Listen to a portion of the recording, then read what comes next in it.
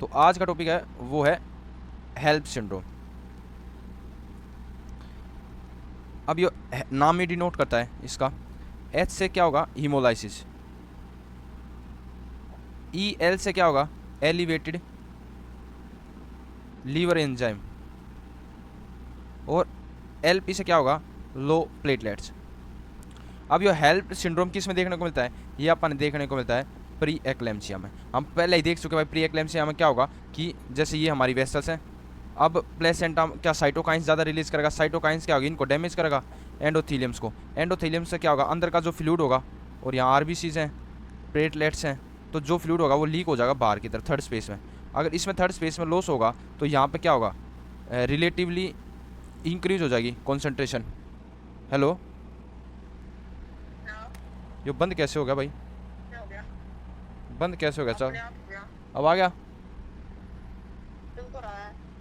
अच्छा, तो रिलेटिवली ज़्यादा कंसंट्रेशन हो जाएगी। तो हाईली कंसंट्रेटेड मतलब ब्लड का स्टेसिस होगा, रुका हुआ होगा। रुका हुआ होगा तो वही फिर क्या होगा?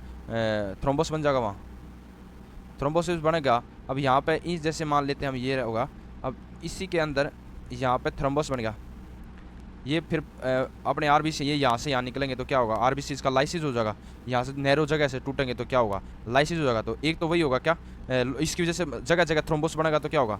लो प्लेटलेट्स होगी, लो प्लेटलेट्स होगी।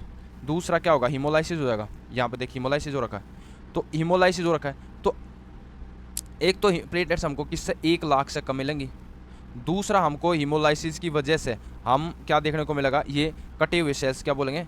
हेलमेट सेल्स या तेरा एक तो ये। दूसरा इसमें LDH बढ़ा हुआ मिलेगा और हेप्टोग्लोबिन्स कम मिलेगा, क्योंकि ये टूटेंगे तो हीमोग्लोबिन बाहर होगा, और हीमोग्लोबिन से फिर क्या वेसल्स के अंदर क्या होगा? ब्लड के अंदर हेप्टोग्लोबिन अटैच हो जाएगा, हेप्टोग्लोबिन। तो जिसकी वजह से हेप्टोग्लोबिन की कंसंट्रेशन कम हो जाएगी।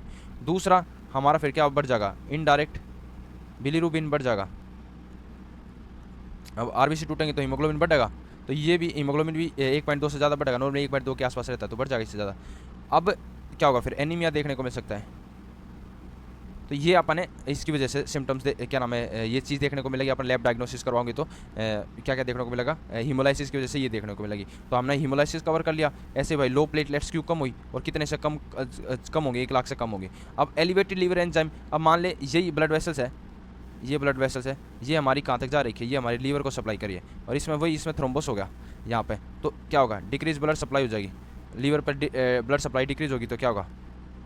इस्चमिक डैमेज होगा। इस्चमिक डैमेज होगा का तो 2 टाइम ज़्यादा क्या निकलेंगे फिर इसके लीवर एंजाइम्स, तो लीवर एंजाइम मिल जाएंगे। ठीक है, तो अब इसकी वजह से क्या होगा? अगर इस्चमिक कंडीशन हो रखी है तो यहाँ पर पेन होगा। दूसरा एक तो लीवर एंजाइम बढ़ जाएंगे। आप उसका LFT करवाएं तो LFT में अपन लीवर एंजाइम बड़े हुए मिलेंगे। दूसरा क्या होगा? पेन होगा एपिगैस्ट्रिक में, एपिगैस्ट्रिक में और राइट हाइपोकॉन्ड्रियम में।